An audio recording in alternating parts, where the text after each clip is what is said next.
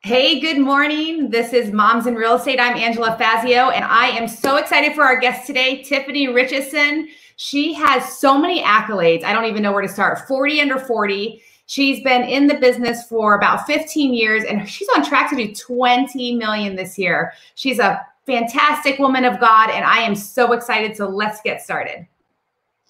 Angela Fazio is an industry powerhouse who has overseen 40,000 homes sold and $9 billion in production. And Kristen Cantrell is one of the nation's most accomplished team leaders, helping thousands of agents build their businesses.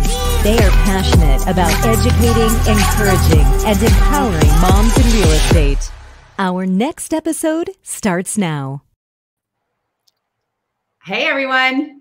Good morning. Good morning. Hi, hey, Kristen. So I am so excited to talk with you today, Tiffany. So tell us just a little bit about yourself. Well, moved here when I was 3 and grew up in Fountain Hills. I'm a mother of a 2 and a 6-year-old, and we live in Gilbert, Arizona. Nice. What are their names? Madeline and Marilyn, Maddie and Mary. Oh, that's cute. Nice names. You're so similar to me because mine are 4 and 5. So I feel like just so drawn to you. Like, yes, we're going through the same thing. I've already been through it. Oh, Kristen, wait. Total segue. I got Bentley's scorecard. I can't wait to tell you. My youngest 2 are adopted. So I have 6 kids and my youngest 2 are adopted. And at the moment, Mr. Bentley is at a little camp for behavior because he's having a hard time. And I got his scorecard today. It's hilarious. Oh, I can't wait to hear. I know, right? So you are such an accomplished realtor. Tell us a little bit about your business. Like, how did you get started? And, you know, you've been in for 15 years. It's a long time. But tell us, why did you get into real estate in the first place? Actually, it was kind of through chance. I was serving tables at Kona Grill in Scottsdale. I had purchased my first house at the age of 19 with my own funds from savings. Purchased my second condo at 21. I was just about to finish college with a marketing degree at ASU. And some realtors that were regulars said, you know, why don't you get your license? You're already influencing people, because I was telling people, why are you renting when you can buy? Like, look what I'm doing. I bought a $70,000 condo and rented a room. So I said, okay, I should do it. And one of them paid the $400 for me to go to school, and I paid him back after, and I was in it 6 months. And at that time, there really wasn't teams. So I was under him, but didn't feel like I got anything. I was just doing it and giving a split. So went out on my own and just rocked and rolled and never looked back. I love that. And you know what? You told me something about, and it kind of, you know, listening to your story right now and how you got into it, you gave a piece of advice to realtors on when you're new in the business and asking other people to sit down and have coffee and ask them to share, you know, their insights with them. You want to share a little bit more about that? Yeah, actually, the 40 under 40, when I first applied or knew about that, and I got the award, never realized how important the relationships were in the business. So it was probably year 8. And 40 under 40 was wonderful because you realize how many different organizations there are to get involved in the industry, how much people in the industry do for our industry. And then asking people for help. When I got in, I completely invented the wheel. I just went, you know, customer service, feet in, wherever somebody needed something, I was there. And, you know, the first year, I think I did 8 or 10 deals. So nothing crazy, but enough to like make an amazing living, considering I was coming from the service industry. And I didn't realize that I could ask people like Russell Shaw, hey, would you go to breakfast with me? I thought that they thought I would be their competition. And, you know, 15 years in it, when people come to me and say, oh, I'm thinking about getting my license, my question is for them, like, are you ready to work hard and really serve people? Because I get calls at 10, 11 at night. I'm up at 4 in the morning. I sometimes have to take my kids to a showing. So you have to make work for your clients what they need. But going and asking for advice from other people who have been there, I wish I would have done that sooner. I didn't do that till year 8. Mm-hmm. And I believe that from there, I really blossomed even more. I definitely got deals because people knew my name. My reputation is good. So there's just so much more to it just than yourself. So open up and communicate with other people, and you can be better together. I totally agree. Kristen and I are like passionate about great collaboration. Absolutely. And I, when you talk about, 8 years in the business before you realize that, hopefully somebody listening is a lot newer than that can take your advice and not wait that long to go and get help from others and collaborate with others, for sure. Yeah. Some people, don't be discouraged if you try to collaborate with someone and they're like, I'm not telling you because I have secrets. Just move on. Yeah, find another. There's so many out there. Another huge thing is I love meeting people from the service industry because they make such good agents. And so when I heard your story, I'm like, of course she's, used to serve tables, because you bring so much, like you're just a people person. And I love that you dove into it and became so successful.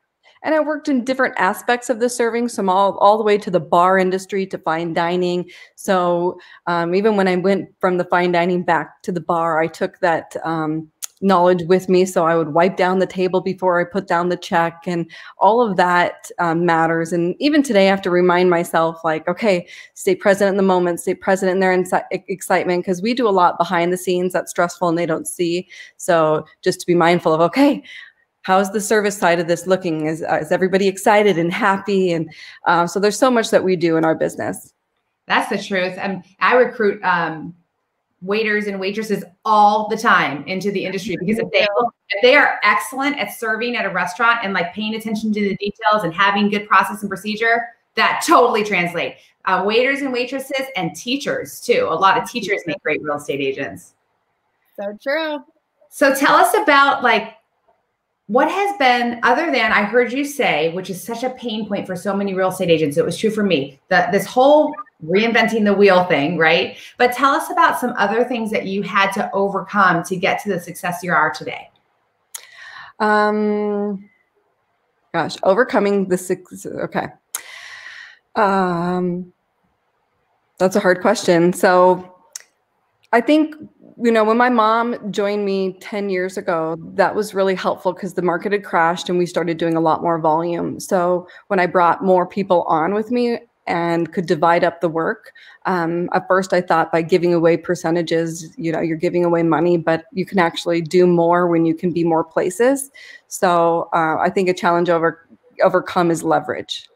That is so true, because I was just having a conversation with someone, it was yesterday, and we were talking about how small-minded it is to think in the saving mode, or the, like, I need to keep it, I need to preserve, instead of, people just don't understand when you have a growth mindset, and you want to bring in people and resources and whatever to come alongside you, you exponentially grow. It's those people who are like, I'm not going to pay fees, and I'm not going to go hire anyone, and I'm not going to get a transaction coordinator, that they stay very small. Yep. Yeah. That maybe opened up about 4 or 5 years ago for me, and it gives you a better quality of life. Yeah, that's for sure. So I know that one of the things that is dear to my heart is that you are a woman of faith. So talk about how that plays out in your life. We have a very stressful job, if it's, the transaction, to just getting things done, to emotions, to hard situations. And I wear my heart on my sleeve. So, when I have God, I can really speak with him and tell him what's going on, and I can give it to him so that I can, walk away, because our job doesn't leave. My job is in my home. So I'm just so thankful for what he's done. And I have seen so many blessings. That's the cool thing about being a believer and seeing what happens just, when my clients get the house over other people that really, in a business decision, they should have taken another offer or cash offer, to like true, oh my God, moments of miracles where it just shouldn't have happened, and it happened and it worked out. So it's neat to be a part of that. That's for sure. I know that my heart like sees the things to be grateful for far outshining all of those hard things. If you can't keep your eyes on gratefulness, then everything's quite overwhelming, especially in our business, because we're dealing with clients always in a stressful situation. They're either getting married or getting divorced or having kids or losing a job or getting a job or if somebody dies. I mean, there's never just the moving, right? Sure. Oh my gosh. Or just the house hunting. So there's a lot to it. Yeah, there is. There is. People who have a servant's heart in this industry are the people who will get the most out of it and have the most success, in my opinion. And that is so how you are, Tiffany. You can like just feel it every time you talk. It's like you love to serve, and I love that. Thanks. Got it from my mama.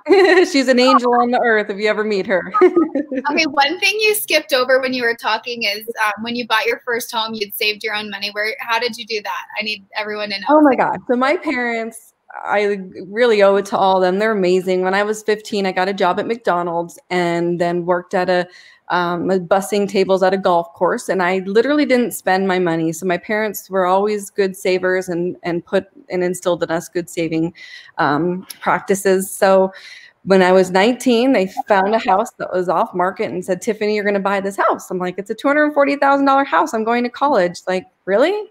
Okay. So I put, I think 4% down and purchased a home. Once I had to borrow $1,000 and I paid them back. But it was pretty amazing that I was able to do that. So when I was 15, they said, get credit cards. So I got 3 credit cards to establish my credit. By the time I was 19, I was able to afford the house by myself. That's crazy. So I love that story. There's 2 things that's crazy about that. First of all, did you say it was your parents that encouraged you to go down that path? Is that what you said? Yeah. First of all, your parents, okay, that's cool because there's a lot of good parents out there that they encourage you. But you know what the amazing thing is? Your 15-year-old self listened. So I'm the third of 4 girls, and I always like to watch what everybody else did wrong so I could do everything right. So super type A, went to, tried to get scholarships. I got a half-ride scholarship to ASU. I worked 40 hours a week to pay for the other, so I graduated debt-free. So I'm really good with finances because I've seen my parents really struggled, and my dad's handicapped, and my mom had 4 girls, and she took care of my dad, had a bed and breakfast, took care of rentals. And I mean, my mom is the hardest working person I think I've ever met. And you have to save. So they did that at a really, really young age. And I'm passionate about helping young kids or talk about, credit and money because it's so important that they understand the value. I have a great story about my daughter and this $20 yard selling ring she cried over. And I'm like, you can't have it. No, I'm sorry. It's a $20 ring. So the next day I gave her $20. I said, count to 20. And we counted to every single dollar, all the way to 20. Said, I will let you spend this however you want. And at the end of the day, she had $3 left. And I said, would you trade everything from yesterday or today for that one ring? She said, absolutely not, Mama. She had money to save and tithe and give. So it's important to tell people about really the value of a dollar. Did you bring them through the Dave Ramsey stuff? No, I've been through it, but no, my kids are 6 and 2, so.